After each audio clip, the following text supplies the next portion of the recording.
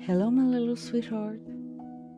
Make yourself comfortable, and I will tell you the story of Lila and the talking tree. Once upon a time, there was a little girl named Lila. She loved to run, jump, and sing. But more than anything, she loved to climb a big tree in the middle of the meadow. That tree was majestic. Its root went deep into the earth, and its branches almost touched the sky. One afternoon, as she was leaning against its trunk, Lila heard a gentle little voice. "Hello, little friend." Surprised, Lila looked around. "Who's talking?" she asked. "It's me, your tree. I can feel when you come, when you sit, and even when you speak to me in silence." Lila's eyes grew wide. "You're alive?" "Of course," said the tree.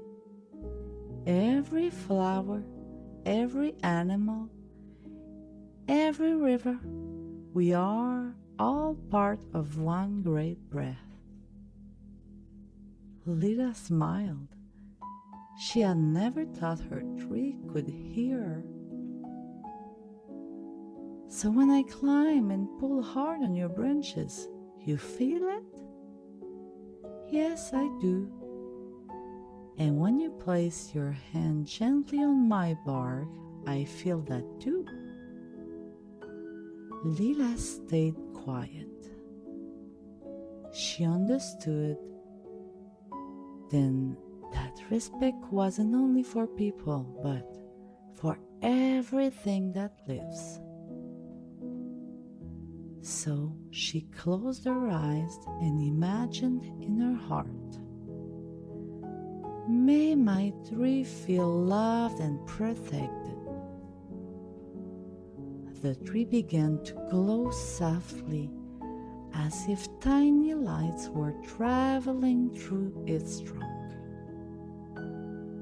In that moment, a light breeze passed by, the birds began to sing, and Lila knew she had created something magical. A bond of love and respect with nature.